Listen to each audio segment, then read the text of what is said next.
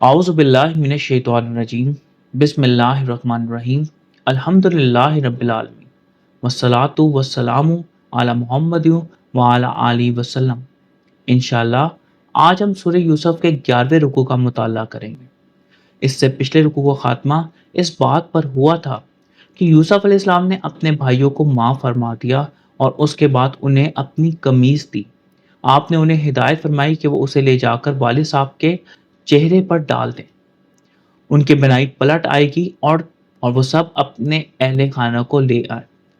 آئیے مطالعہ قرآن کا آغاز اس دعا کے ساتھ کرتے ہیں کہ اللہ تعالیٰ اپنے حبیب رحمت للعالمین صلی اللہ علیہ وآلہ وسلم کے توفیل ہمیں قرآن کریم کا صحیح مفہوم عطا فرمائے، آمین۔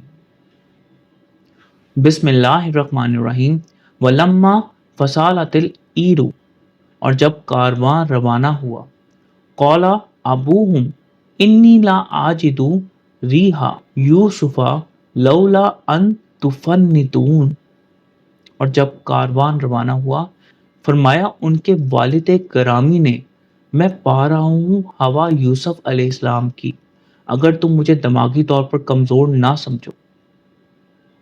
قالوا تاللہ انک لفی ضلالک القدیم، انہوں نے کہا واللہ بے شک آپ اپنی قدیمی چوک میں ہی پڑے ہوئے ہیں۔ تفندون فنت سے بنا، تم مجھے ناقص العقل سمجھو۔ You think me weakened in mind۔ جب قافلہ مصر سے روانہ ہوا تو ان کے والد گرامی جو اس وقت سینکڑوں میلوں کے فاصلے پر تھے، فرمایا کہ اگر تم مجھے یہ نہ کہو کہ بوڑھا سٹیا گیا ہے تو مجھے یوسف علیہ السلام کی خوشبو آ رہی۔ انہوں نے آپ کی بات کا یقین نہ کیا اور کہا واللہ آپ اب بھی اپنے اسی پرانے خط میں مبتلا ہے۔ دراصل یہ اللہ تعالیٰ کی شان کا ایک مظاہرہ تھا کہ جب یوسف علیہ السلام چند میلوں کے فاصلے پر کنویں میں تھے، رب کریم نے یعقوب علیہ السلام کے شعور میں ایسا پردہ ڈال دیا کہ انہیں خبر نہ ہوئی، اور جب پردے ہٹا دیے تو سینکڑوں میلوں کی دوری کے باوجود ان کی خوشبو محسوس کر لی۔ سورۃ الانعام کی آیت نمبر 67 میں ارشاد ہے ہر خبر کے لیے ایک مستقر ہے۔ جب رب کریم نے چاہا یوسف علیہ السلام کی خوشبو ان کے والد کو مل گئی۔ فلما ان جاء البشیر القاہ علی وجہہ فارتد بصیرا، سو جب آیا بشارت دینے والا ڈال دیا اسے ان کے چہرے پر تو لوٹ آئی ان کی بینائی۔ قال الم اقل لکم، فرمایا کیا نہیں کہا تھا میں نے تم سے، انی اعلم من اللہ ما لا تعلمون، اور میں خوب علم رکھتا ہوں اللہ تعالیٰ کی طرف سے جو تمہیں معلوم نہیں۔ جب خوشخبری دینے والے نے پہنچ کر ان کے منہ پر وہ قمیص ڈال دی، آپ بینا ہو گئے۔ فرمایا کیا میں نے تم سے نہیں کہا تھا کہ میں اللہ تعالیٰ کی طرف سے وہ علم رکھتا ہوں جو تمہیں معلوم نہیں۔ اللہ تعالیٰ کے پیاروں کی یہی شان ہے کہ وہ اپنے رب کریم کے عطا کیے ہوئے علوم کا نہ تو خواہ اظہار کرتے پھرتے ہیں اور نہ اپنے اختیارات کو اپنی ذات کے لیے استعمال کرتے ہیں۔ قالوا یا آبانا استغفر لنا ذنوبنا انا کنا خاطئین، انہوں نے کہا اے ابا جان استغفار فرمائے ہمارے لیے ہماری لغزشوں کی، بے شک ہم تھے خطا کار۔ قال سوف استغفر لکم ربی انہ هو الغفور الرحیم، فرمایا اب میں استغفار کروں گا تمہارے لیے اپنے رب سے، بے شک وہی غفور الرحیم۔ حضرت یعقوب علیہ السلام کی بات سن کر آپ کے بیٹوں نے درخواست کی کہ آپ ان کے لیے مغفرت طلب کریں کیونکہ وہی خطا کار ہے۔ آپ نے فرمایا کہ میں جلد ہی اپنے رب سے تمہارے لیے مغفرت مانگوں گا، بے شک وہی غفور الرحیم۔ فلما دخلوا علی یوسف آوی الیہ ابویہ، پس جب وہ یوسف علیہ السلام کے پاس داخل ہوئے انہوں نے جگہ دی اپنے پاس اپنے والدین کو۔ وقالت ادخلوا مصر ان شاء اللہ آمنین، اور فرمایا داخل ہوں مصر میں انشاءاللہ امن و امان سے۔ چنانچہ یہ سب گھرانہ یوسف علیہ السلام کے پاس پہنچ گیا تو انہوں نے اپنے والدین کو اپنے ساتھ جگہ دی اور اپنے کنبے والوں سے کہا کہ انشاءاللہ اب آپ مصر میں امن و امان سے رہیں گے۔ وَرَفَعَ أَبَوَيْهِ عَلَى الْعَرْشِ وَخَرُّوا لَهُ سُجَّدًا، اور رفعت دی اپنے والدین کو تخت پر اور وہ گر پڑے اس کے لیے سجدے میں. وقالا یا آبتی ھذا تعویل رؤیایا من قبل قد جعلھا ربی حقا، اور فرمایا اے ابا جان، یہ تعویل ہے میرے پہلے خواب کی، تحقیق اسے میرے رب نے حقیقت بنا دیا. وقد آسنا بی اس اخراجنی من السجن وجاء بکم من البدو، اور تحقیق اس نے مجھ پر احسان کیا جب نکالا مجھے جیل خانے سے اور لے آیا آپ کو بدوین سے. من بعد ان نزاغ الشیطان بینی و بین اخوتی، بات اس کے کہ ناچاکی ڈال چکا تھا شیطان میرے اور میرے بھائیوں کے مابین. ان ربی لطیف لما یشاء انہ هو العلیم الحکیم، بے شک میرا رب لطیف فرما دیتا ہے جسے چاہتا ہے، بے شک وہی با علم حکمت والا ہے. العرشی عرش سے بنا، وہ چیز جو اوپر اٹھائے رکھنے کا باعث ہو. تھرون، شہر میں داخل ہو جانے کے بعد آپ نے اپنے والدین کو تخت پر بٹھایا. سب نے یوسف علیہ السلام کی بڑائی کو تسلیم کیا اور ان کے آگے سجدے میں گر گئے. تب یوسف علیہ السلام نے فرمایا کہ ابا جان، یہ میرے اس پہلے خواب کی تعبیر ہے جسے میرے رب نے حقیقت بنا دیا. اس نے اپنی کرم نوازی سے مجھے جیل سے نکالا اور آپ لوگوں کو ایک صحرائی علاقے سے لا کر مجھ سے ملا دیا. حالانکہ شیطان میرے اور میرے بھائیوں کے درمیان ناچاکی ڈلوا چکا تھا. بے شک رب کریم اپنے علم و حکمت کے ساتھ نہایت ہی غیر محسوس انداز سے اپنی مشیت پوری فرماتے ہیں.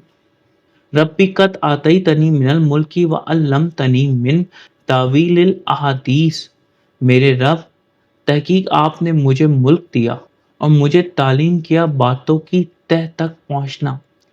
فاطر السماوات والارض انت ولی فی الدنیا والآخرہ، بھر دینے والے آسمانوں و زمین کو، آپ ہی میرے دوست ہیں دنیا اور آخرت میں. توفنی مسلموں و الحقنی بالصالحین، مجھے وفات دیں بطور مسلم اور میرا الحاق فرما دیں صالحین کے ساتھ. الحقنی لاغ سے بنا، مجھے ساتھ ملا دے، جوائن می. اے میرے رب، آپ نے ہی مجھے اختیار بخشا اور مجھے باتوں کی تہ تک پہنچنا سکھایا. اے زمین و آسمان کو اپنی صفات سے بھر دینے والے خالق و مالک، آپ ہی دنیا اور آخرت میں میرے حقیقی دوست ہیں. مہربانی فرما کر مجھ کو اسلام پر وفات دینا اور مجھے صالحین میں شامل فرما دینا. اس آیت کے ساتھ قصص یوسف مکمل ہو جاتا ہے. ذالک من انباء الغیب نوحیہ الیک، یہ ہے غیب کی باتوں سے ہم اسے وحی کر رہے ہیں آپ کی طرف. وما کنت لدیہم اذ اجمعوا امرہم وہم یمکرون، اور نہ تھے آپ ان کے پاس جب انہوں نے اجماع کیا اپنے معاملے میں اور وہ مکر کرنے لگے. اے قاری قرآن، یہ تمام باتیں جو یوسف علیہ السلام کے بارے میں بتائی گئی ہیں، یہ غیب کی خبروں کا ایک حصہ ہیں جو ہم بذریعہ وحی بتا رہے ہیں، کیونکہ تم تو اس وقت موجود نہ تھے جب یوسف علیہ السلام کے بھائیوں نے مل بیٹھ کر سازش کی تھی. وما اکثر الناس ولو حرصت بمؤمنین، اور اکثر لوگ نہیں ہیں ماننے والے اگرچہ آپ کتنے ہی حرص رکھیں. وما تسألوہم علیہ من اجر، اور نہیں آپ ان سے سوال کر رہے اس پر کسی اجرت کا. ان ہوا الا ذکر للعالمین، نہیں ہے مگر ایک یاد دہانی عالمین کے لیے. حرصتا حرص سے بنا، آپ شدید آرزو کریں. You strongly Dzire. ہمارے یہاں قمیض یوسف کو کس رنگ میں پیش کیا جاتا ہے اور کیا کیا خرافات آپ کے ساتھ منسوب کی جاتی ہیں، وہ آپ لوگ مجھ سے بہتر جانتے ہیں. حقیقت وہی ہے جو اللہ تعالیٰ نے وضاحت کے ساتھ قرآن کریم میں بیان فرما دی. اب آپ کتنا ہی چاہو، لیکن اکثر لوگ اس بات پر یقین نہیں کرنے والے، حالانکہ آپ خدمت پر ان سے کسی اجر کا سوال نہیں کر رہے. یہ تو تمام جہانوں کے لیے ایک یاد دہانی ہے، جو کوئی چاہے اس سے فائدہ اٹھا لے اور جو کوئی چاہے اس سے بے بہرا رہے۔ سورہ دہر کی آیت نمبر 29 میں ارشاد ہے، بے شک یہ ایک تذکرہ ہے، بس جو کوئی چاہے اختیار کر لے اپنے رب کی راہ۔ ایک مختصر سا خلاصہ آج کے پڑھے گئے رکوع کا۔ جب یوسف علیہ السلام کی قمیص لے کر قافلہ روانہ ہوا تو یعقوب علیہ السلام نے سینکڑوں میل دور ہونے کے باوجود یوسف علیہ السلام کی خوشبو محسوس کر لی۔ دراصل یہ اللہ تعالیٰ کی شان کا ایک مظاہرہ تھا۔ جب یوسف علیہ السلام چند میلوں کے فاصلے پر کنویں میں تھے، رب کریم نے یعقوب علیہ السلام کے شعور پر ایسا پردہ ڈال دیا کہ انہیں خبر نہ ہوئی، اور جب پردے ہٹا دیے گئے تو سینکڑوں میلوں کی دوری کے باوجود ان کی خوشبو محسوس کر لی۔